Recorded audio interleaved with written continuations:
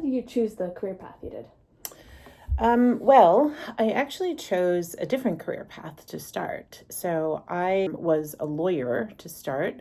I went to Georgetown Law School. I always wanted to be a lawyer. I thought I was a debater. Um, and I liked the kind of intellectual puzzle of creating arguments and the intellectual gymnastics that you do and being Definitely. quick. It was just it was the thing I really did in high school. It's like pretty much what I did. But I was always also interested in journalism. And so, one of the things I realized is use a lot of the same skills in being a lawyer as being a journalist. You're curious, you're investigating something, you're getting to the bottom of something. And so that led me to documentary film. So I kind of came to it by accident, but I'm so glad I did because it marries all the things that I love: investigation, research, creating something, being creative. So that's what I love about being a documentary filmmaker is it combines so many of the things that I'm interested in. Outside of debate, what kind of like education and experiences did you have to like get the job you have and like, get to that point? Outside of debate, and debate really was really formative. The things that debate gave me, that being a lawyer also gave me, being able to present, being able to kind of dig into something deeply, do deep research, and really think. I was a vice president for standards and practices in a cable television company. And working there, our job was to figure out not just what can you do legally, but what should you do ethically. And so in the news, there's a lot of conversation these days about, do people trust journalists? And so part of my job was to make sure that the reporting that we did, I worked for ABC News, that the reporting that we did was accurate and that it was fair. And so if I interviewed you, that you would come away from it feeling like I did justice to your story. So I think working for ABC News, working for A&E Television, History Channel, Biography Channel, and working at a law firm, all of those things, all of those experiences kind of led me to the time when I made my first film, which was, after I was 40, I made my first film. So, can you describe a hardship or challenge you've had to overcome in the work you do? Oh, yeah, there's so many hardships. I'm dealing with hardships right now. There's always funding. Raising money for your projects can be really challenging.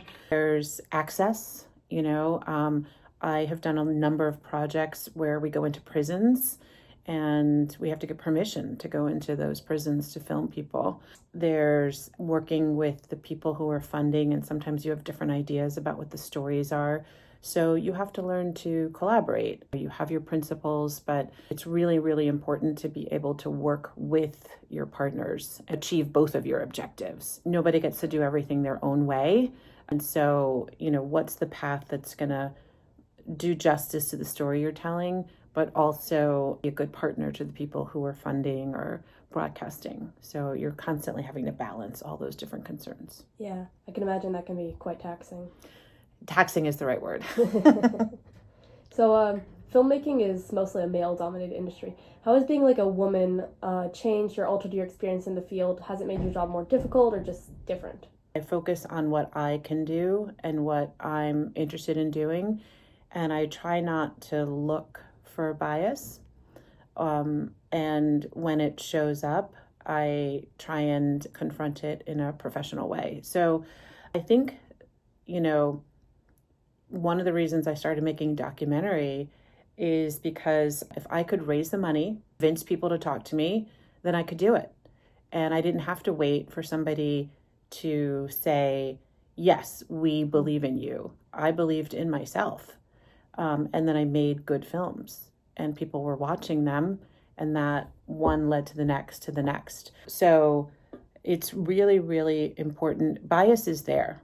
Sexism is there, racism is there, and none of us individually is going to change those systems by ourselves. But what we can do is kind of forge ahead, and when those obstacles, kind of do come up, figure out individually, one by one, how you're going to deal with them. So I certainly I'm a director. I can't tell you how many times when people say, what do you do? And I say, I make documentary films.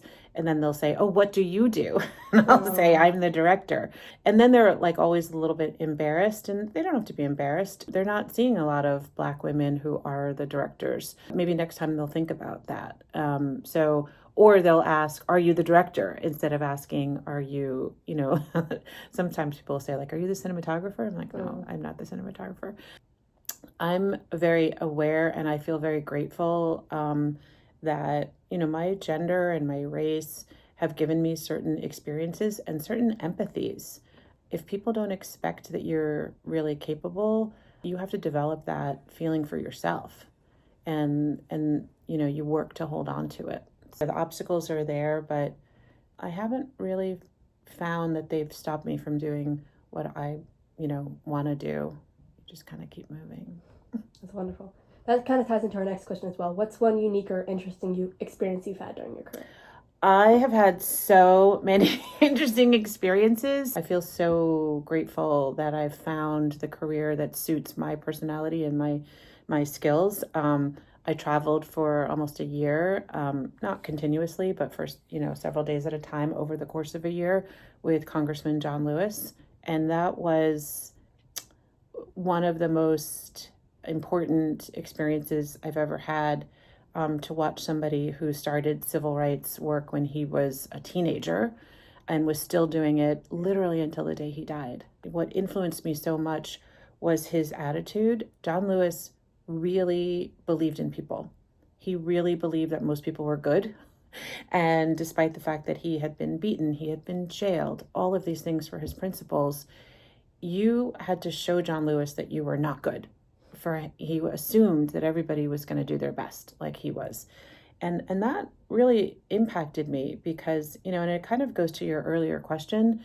If we focus only on the negative, or if we focus on, where's the next obstacle coming from, that can take a toll on you. But if you assume that everything's going to go well until you have a problem, well, then maybe everything goes well. And so just that kind of mindset was really interesting. I worked with Oprah Winfrey and Prince Harry. Oprah, especially, she's really funny. She's really decisive. She has a good time. And she's also one of the most voracious readers. She would literally call me and say, you should read this book. I read it yesterday. And she would have read the whole book yesterday. I always thought I was like a really strong reader. And then Oprah put me to shame.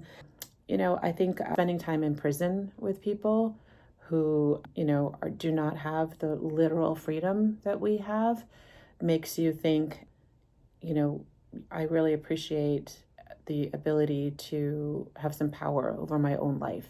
So I would say it's not just meeting really well-known people, but it's the experience of seeing people who cherish the things that maybe we don't think about that we have access to. But it's a great job.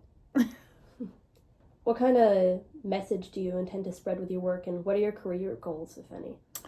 I hope that my work helps to make people think, that it helps transport them to some places that maybe they haven't been able to experience. I love when there's a subject people think they know something about, and then you're able to bring them something new. So I made this film about President Obama's White House photographer, and he took over 2 million pictures while he was the photographer. And so in that film, you get to see a side of the president, his family, but also the job and how difficult the job is. And, for me, the takeaway from that film was one of the most important things you can be as a president is to be empathetic. So I hope that people are taken into worlds that they might not otherwise have access to. I hope that they're inspired and think about their own gifts and what they can contribute. And I think people are endlessly fascinating. I really do. And I think I'm always, I guess my goals are, I'd like to keep just getting better at my job. It's, every single project is a new opportunity to push yourself. So the next films I'm making, I'm going to work with some animators, which I haven't done that much of before. I usually work with real people. So I'm excited about that, but I'm nervous about it. I think it's good to have a little bit of nerves whenever you start something new, that means you're pushing yourself. You're not just doing the same thing that you've done all the time. What advice do you have for young girls striving to make a difference in their community? I think the best advice that I can give you is that you actually can make a difference in your community, and you can do that in ways large and small. When you think of what community means, it's connection, it's seeing people. And so I'd encourage you to listen and to go places that maybe you haven't seen before. Maybe you haven't been in a hospital. Maybe you haven't been in an elementary school in a little while and seen and what the younger children are experiencing. The world can be really frightening. I think also there's something to just being friendly when you go get a coffee or, a boba tea or whatever it is that you like to get, greeting people, making sure that you are part of a community, that you are reaching out to people. All of those things kind of, large and small can really make a difference. I know I love seeing people in my neighborhood. I may not know them very well, but I love greeting them and making them feel like we all belong places. And you can make people feel like they belong. I think also, like, you all have a lot of power. People are interested in what you think, and there are a lot of laws being written in your name. So instead of having people guess what you want, I think that you should tell them. I was very influenced recently by a film called The ABCs of Book Banning. And it's, 8, 9, and 10-year-olds, and they're talking about the books that they want to read, the worlds that they want to learn about. And I found that really, really moving. So I think using your voice where you feel comfortable, and if you don't feel comfortable in public doing that, maybe there's a teacher or a parent or somebody that you can express your opinions to. So I know I'm curious about your opinions, and I hope that you'll, do us all the favor of sharing them.